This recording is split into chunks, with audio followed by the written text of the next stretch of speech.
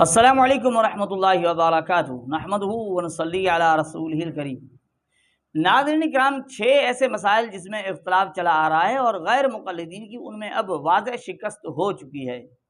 6 ایسے مسائل جو اختلافی مسائل ہیں، ممکن ہے اس سے بھی زیادہ ہوں جن میں غیر مقلدین کی واضح شکست ہو چکی ہو، آپ کو مل سکتے ہیں، یعنی ایسی چیزیں ملتی تھیں، لیکن آج ہم اس ویڈیو میں جو بتا رہے ہیں وہ 6 مسائل ہیں جن میں غیر مقلدین کی واضح شکست ہو چکی ہے، واضح طور پر شکست ہو چکی ہے۔ کیسے شکست ہوئی وہ بھی ہم آپ کو بتاتے ہیں۔ ناظرین کرام، ایک مسئلہ یہ ہے داڑھی کی مقدار والا۔ بہت وقت ایسے گزرا ہے کہ غیر مقلدین خود لمبی لمبی داڑیاں رکھتے کہ ناف سے بھی نیچے وہ ان کی داڑیاں جو ہے نا پھیلی ہوئی تھی۔ غیر مقلدین ایک دور یہ تھا، اور داڑھی جو ایک مٹھی تک کاٹتے، ان پر اعتراض کرتے، کہتے کہ یہ ہے نہیں، یہ غلط ہے، بہت ہی اس چیز کا رد کرتے اور کہتے کہ بھئی اس کو بھئی معاف کر دو، چھوڑ دو، لٹکا دو، اللہ کے رسول نے کہا ہے۔ تو یہ لیکن اب واضح شکست اس طرح ہوئی کہ اب خود غیر مقلدین جو لمبی داڑیاں رکھنے والے اور جو خود اس چیز پر اعتراض کرنے والے کہ اس کو چھوڑ دو، بالکل ہاتھ ہی نہ لگاؤ، کاٹو نہ، وہ اب خود داڑھی بھی کاٹ رہے ہیں۔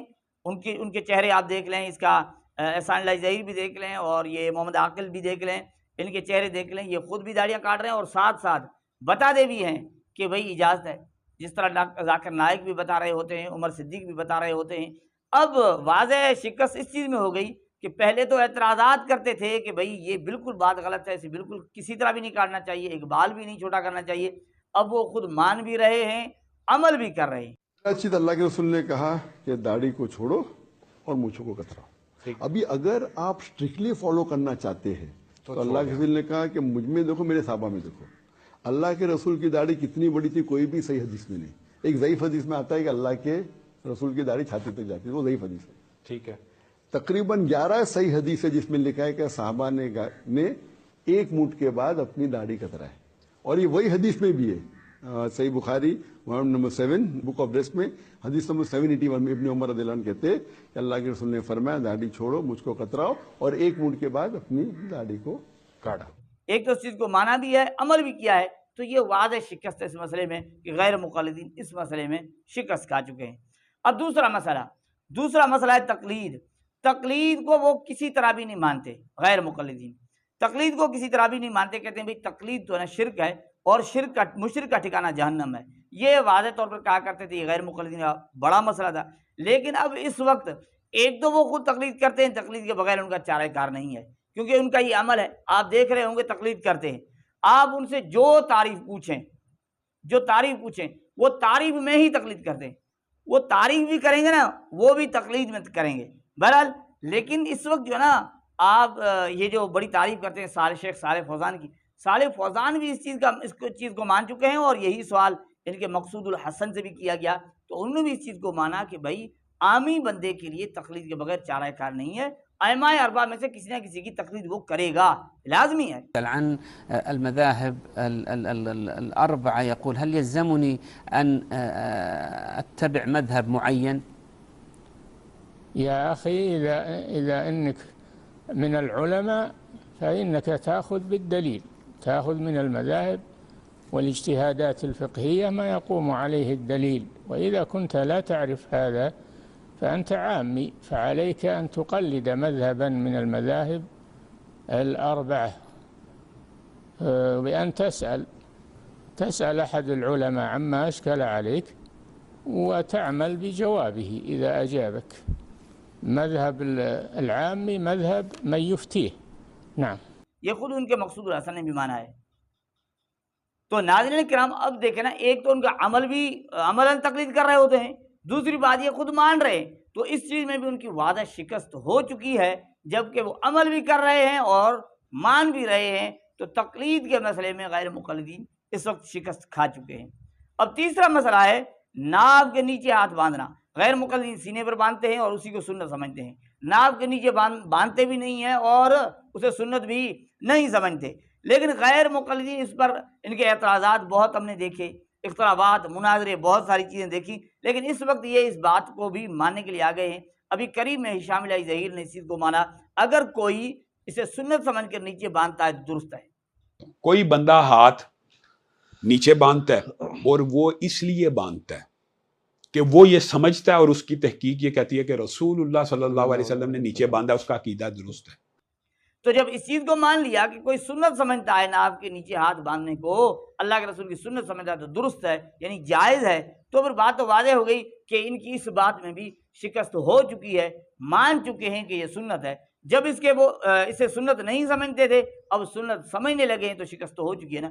تو تیسرا مسئلہ یہ تھا جس میں غیر مقلدین کی بات شکست ہو چکی، اور چوتھا مسئلہ وہ بھی بڑا ہے، وہ قرات خلف الامام کا، امام کے پیچھے قرات کرنا۔ جس طرح غیر مقلد امام کے پیچھے سورۃ الفاتحہ پڑھتے ہیں اور سورۃ الفاتحہ نہ پڑھنے والے کے لیے کہتے ہیں کہ اس کی نماز نہیں ہوئی، لا صلاۃ لمن لم یقرأ بفاتحۃ الکتاب، یہ کہتے ہیں، اور ترغیب بھی دیتے ہیں کہ پڑھو، جو نہیں پڑھتا اس کی نماز نہیں ہوئی۔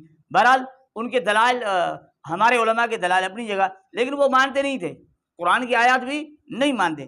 لیکن ابھی جو ہے نا شیخ صالح فوزان کی جو ہے ویڈیو آئی ہے، اس میں اس چیز کا انہوں نے اقرار کیا ہے کہ بھائی دیکھیے جہری نمازوں میں امام کے پیچھے قرات کی کوئی ضرورت نہیں، قرات نہیں کرنی چاہیے، سورۃ الفاتحہ نہیں پڑھنی چاہیے۔ فهل نستمر على ذلك بدون قراءتها أم نقرأها في السر؟ اقرأوها في سكتات الإمام مهما أمكنكم ذلك، هذا إذا جهر الإمام، ولا تقرأوا والإمام يقرأ جهرا. أما في صلاة السر اقرأوها، لا مانع من ذلك، بل يجب عليكم قراءتها في صلاة السر. أما صلاة الجهر إذا جهر الإمام، الله جل وعلا يقول: وإذا قرئ القرآن فاستمعوا له وأنصتوا لعلكم ترحمون. نزلت هذه الآية في الصلاة. فإذا لم تتمكن من قراءتها بسبب جهر الإمام ولا يترك لك فرصة، أو جئت متأخرا عند الركوع، فإنها تسقط عنك قراءة الفاتحة.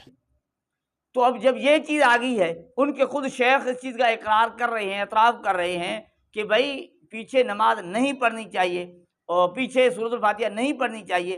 جب نہیں پڑھنی چاہیے اس کے باوجود نماز ہو جاتی ہے تو یہ بات واضح ہو گئی کہ سورۃ الفاتحہ کے بغیر مقتدی کی نماز ہو جاتی ہے۔ تو مسئلہ واضح ہو گیا کہ قرات خلف الامام کے سلسلے میں بھی غیر مقلدین کی واضح شکست ہو چکی ہے، جبکہ وہ مناظرے کیا کرتے تھے، اختلافات، اعتراضات، بہت ساری چیزیں سامنے آتی تھیں، لیکن اب ان کی واضح شکست ہو چکی ہے۔ پانچواں مسئلہ ہے رفع الیدین۔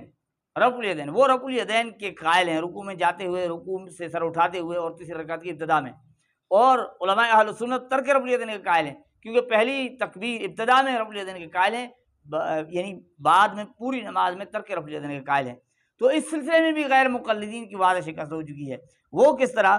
وہ اس طرح کہ اسحاق جھالوی میں خود غیر مقلدین خود یہ کہا کرتے تھے کہ بھئی رفع الیدین کا ترک ثابت ہی نہیں ہے، رفع الیدین کا کہیں بھی ترک ثابت نہیں ہے۔ اسحاق جھالوی نے اس چیز کا اعتراف کیا ہے کہ رفع الیدین کے ترک کو بڑے بڑے نیک اہل سے عالم مان چکے ہیں، مگر کچھ لوگ بزید ہیں کہ آپ نے کبھی کسی نماز میں چھوڑا نہیں۔ میں سمجھتا وہ بھی تشدد کر رہے ہیں، ایسی بات نہیں۔ بڑے بڑے نیک اہل حدیث علماء نے یہ بات مانی ہے کہ وہ روایت بھی ٹھیک ہے کہ آپ نے کبھی چھوڑا بھی ہے۔ اسی لیے شاہ ولی اللہ رحمۃ اللہ علیہ یہ بات لکھتے ہیں کہ یہ ان سنتوں میں سے ہے جو فعلہ مرۃ و ترک مرۃ، حضور کبھی کر لیتے تھے، کبھی چھوڑ دیتے، والکل سنت، اور یہ سب سنت ہے، دونوں طریقے ٹھیک ہے، کبھی کسی نماز میں کر لے، کبھی چھوڑ لے۔ تو اسحاق جھالوی نے بھی اعتراف کیا اور خود ہشام ظہیر نے بھی مانا کہ اگر کوئی سنت سمجھ کر رفع الیدین کو چھوڑتا ہے، رفع یدین بھی ایسے ہی ہے، رفع یدین کے بارے میں بھی یہی بات ہے۔ مطلب جو بھی اختلافات ہیں وہ پھر سارے اس کا مطلب بہت بڑی بات میں نے تو یہ بات کہہ دی ہے، ایک بندہ رسول اللہ کی سنت سمجھ کے رفع یدین چھوڑتا ہے، وہ جائز ہے، وہ جائز ہے، عقیدہ تو جائز ہے نا، تو جائز ہے، یعنی گویا ان کے نزدیک بھی رفع الیدین کو ترک کرنا یہ سنت ہے۔ حالانکہ اس سے پہلے بھی غیر مقلدین کے بڑے علماء نے اس چیز کو لکھا ہے، لیکن یہاں اس دور میں بھی ہشام ظہیر نے یہ بات کہی ہے، تو ناظرین اس بات میں بھی واضح شکست ہو چکی کہ غیر مقلد اب رفع الیدین کے ترک کو بھی مان رہے ہیں اور ترک رفع الیدین کو سنت بھی مان رہے ہیں۔ تو یہ پانچواں مسئلہ تھا جس میں غیر مقلدین کی واضح شکست ہو چکی ہے۔ اب چھٹا مسئلہ ہے مرد و عورت کی نماز میں فرق۔